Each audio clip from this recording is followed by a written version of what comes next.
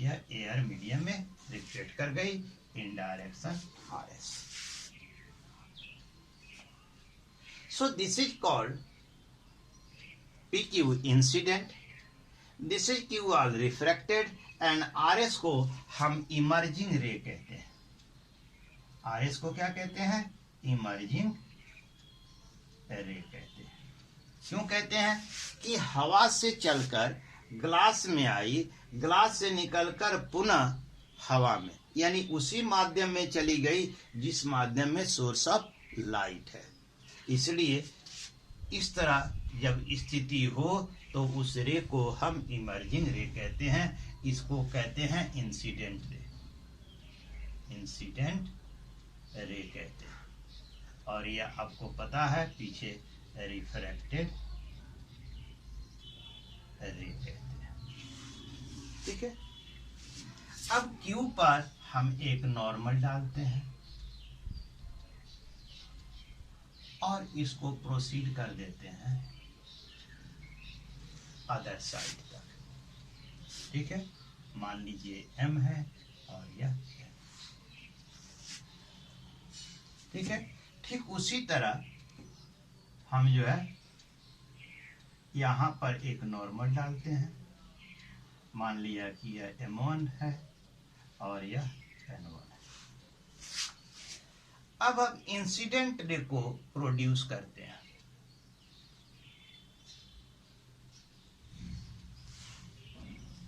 ठीक है. Incident ray को हम प्रोड्यूस करते हैं.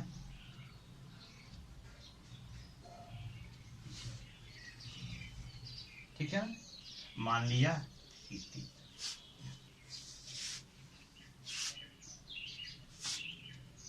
ध्यान से देखें. PQ इंसिडेंट करती है एयर और ग्लास इंटरफेस पर, ग्लास मीडियम में रिफ्रैक्ट होती है. रिफ्रैक्टेड रे है ना incident on other side of the glass slab CD पर इंसिडेंट करती है जो ग्लास और एयर का इंटरफेस है. ठीक है. और RS डायरेक्शन में रिफ्रैक्ट अगेन होती है जिसको हम इमर्जिंग रे कहते हैं. इंसिडेंट रे को हम अब उसके डायरेक्शन में प्रोड्यूस करते हैं अप टू T. हम क्या पाते हैं कि emerging ray and the incident ray are parallel to each other. ठीक है ना. हम ये यहां रखते हैं T. तो PQT is parallel to RS, यानी इंसिडेंट रे हम कह सकते हैं इंसिडेंट रे इमर्जिंग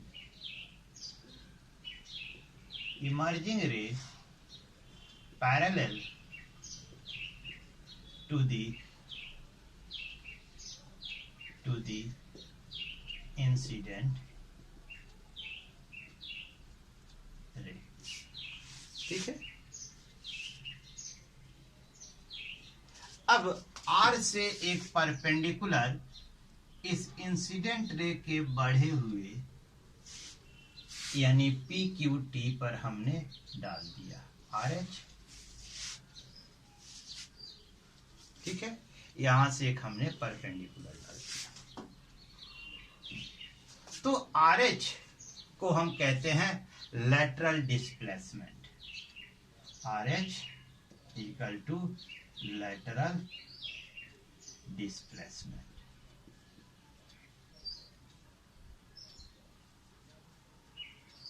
RH को हम कहते हैं लेटरल डिस्प्लेसमेंट. देखिए, if the glass slab is absent, यदि ग्लास स्लैब एब्सेंट होता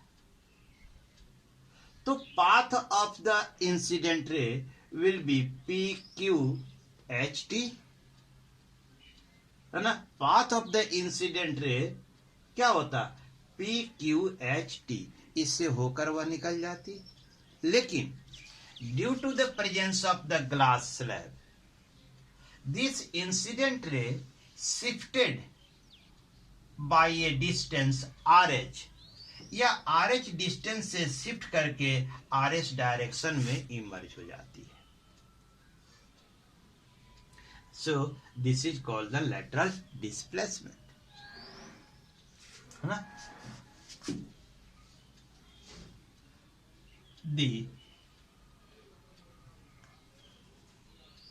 In presence of glass slab, the incident ray shifted from its direction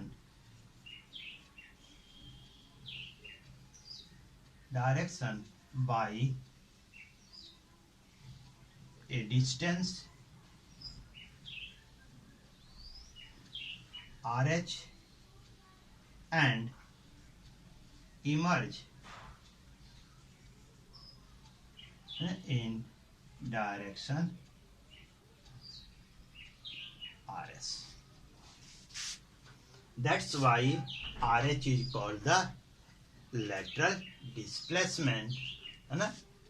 यानी कि जितने दूरी से शिफ्ट करके इमर्ज होती है, the distance by which an incident ray shifted and emerge while passing through a glass slab is called lateral displacement. लीजिए दी, है ना, perpendicular distance, the perpendicular distance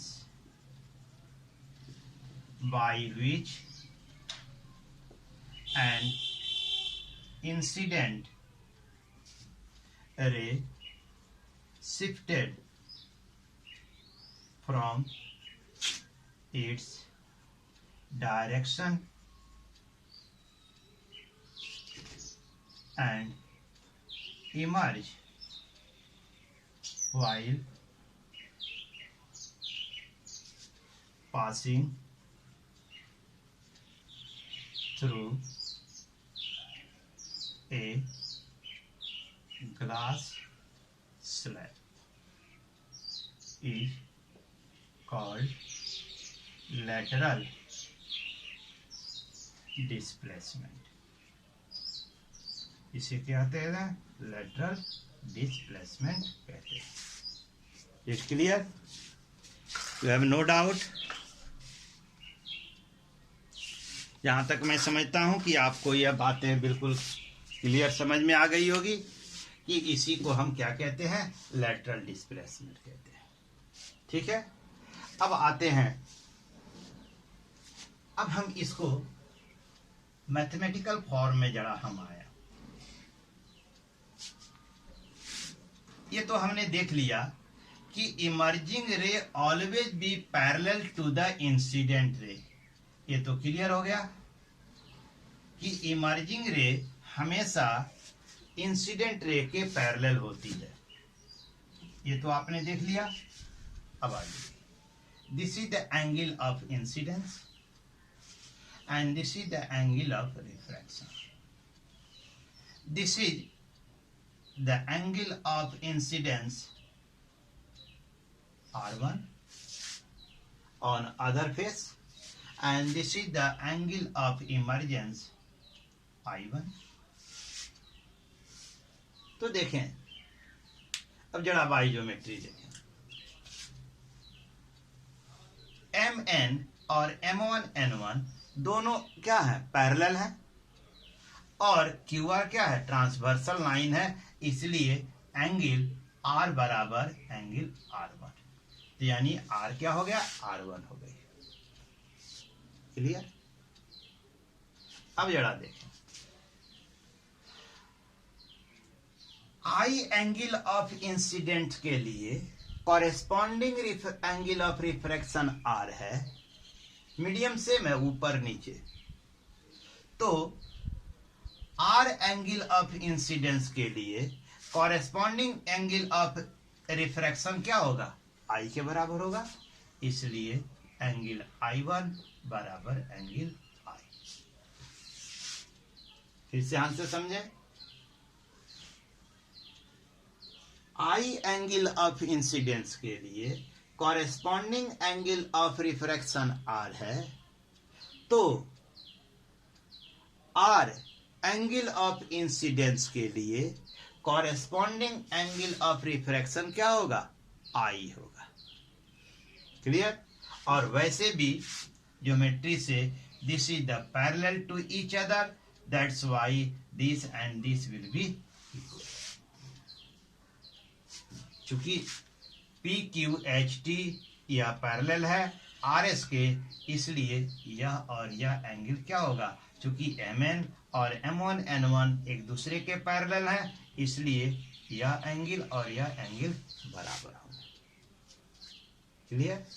अब आते हैं इस ट्रायंगल में, देखें यह एंगल कितने के बराबर होगा। तो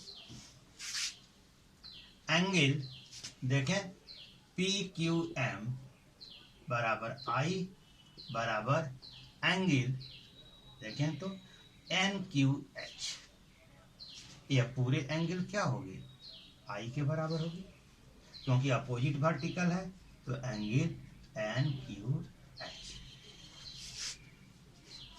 ठीक है। और angle NQR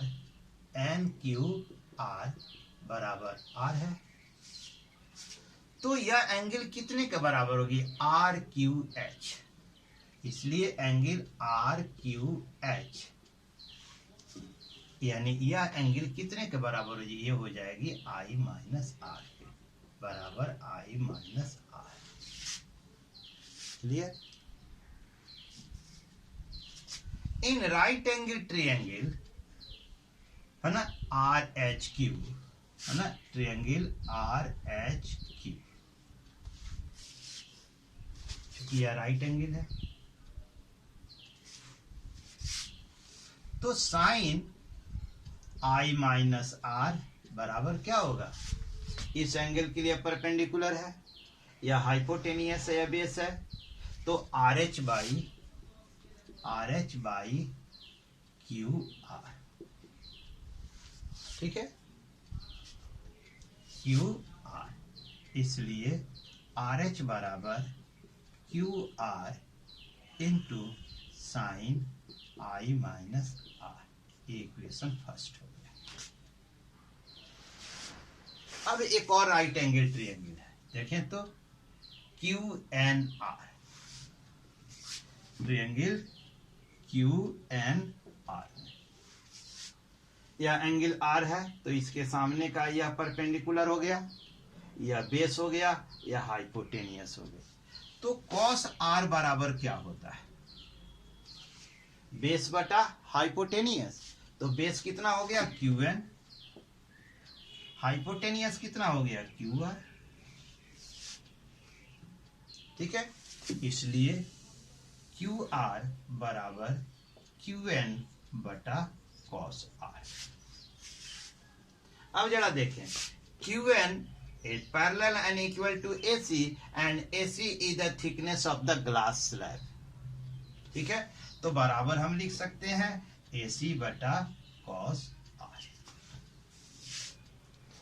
QN is parallel and equal to AC and AC is the thickness of the glass, so we may write QR is equal to AC by cos R और QR बराबर T बटा cos R। ये हो गया equation.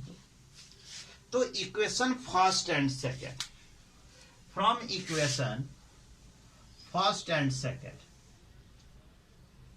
देखें, equation first और second RH बराबर QR बराबर क्या हो गया इतना, तो यहां से वैल्यू रख दें, तो इसलिए from equation first and second, तो RH इक्वल टू T बटा cos R into sine I minus R। We may write RH equal to T sine I minus R बटा cos R। This is your lateral displacement. By using this equation, we may also find out the thickness of the glass slab. यदि हमें RH मालूम है तो we may also find out thickness of the glass slab.